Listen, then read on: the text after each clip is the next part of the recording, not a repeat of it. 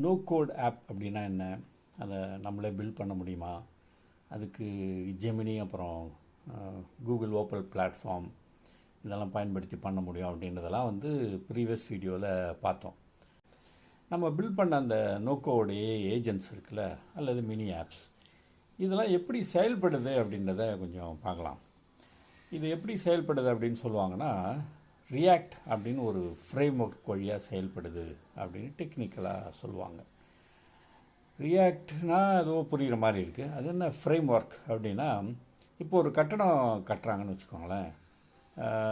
அது ஒரு அறை உள்ள சின்ன கட்டிடமாக இருந்தாலும் ஒரு 100 மாடி கட்டிடமாக இருந்தாலும் அது எல்லாத்துக்கும் இது எப்படி கட்டப்படணும் அப்படின்றதுக்கு ஒரு ஃப்ரேம் ஒர்க் வச்சுருப்பாங்க.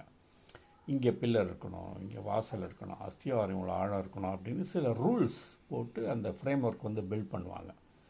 அந்த மாதிரி இந்த நோ கோட் ஏஜென்ட்ஸ்க்கும் ஃப்ரேம் ஒர்க்ஸ் உண்டு. ஸோ அந்த ஃப்ரேம் ஒர்க்கோட பெயர் தான் ரியாக்ட். சரி, ஏன் ரியாக்ட் அப்படின்னு பெயர் வச்சாங்க அப்படின்னா, ஸோ அந்த ஆப் அல்ல அந்த ஏஐ ஏஜென்ட் சும்மாவே இருக்கும். அது செயல்படுறதுக்கு ஒரு ரீசன் வேணும்.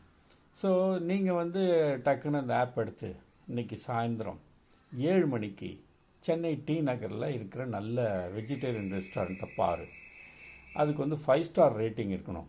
அப்படி இருந்ததுன்னா அதில் 7 மணிக்கு அல்லது 8 மணிக்குள்ளே எனக்கு ஒரு டேபிள் புக் பண்ணி கொடு அப்படின்னு நீங்கள் சொன்னீங்கன்னா அதுக்கு ஒரு ரீசன் கிடச்சிச்சு செயல்படுறதுக்கு, ஆக்ட் பண்ணுறதுக்கு. ஸோ அதான் ரியாக்ட்.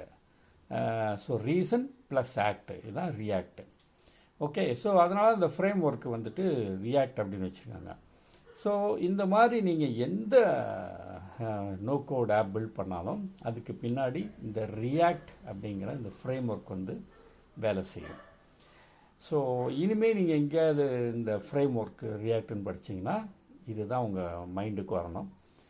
இப்போது நம்ம கூகுள் ஓப்பல் பார்த்த மாதிரி, ஜெமினி ஏஐ பார்த்த மாதிரி இன்னும் சில நோ கோட் ஆப்ஸ் பில்ட் பண்ணுறதுக்குன்னே பிளாட்ஃபார்ம்ஸ் எல்லாம் இருக்குது.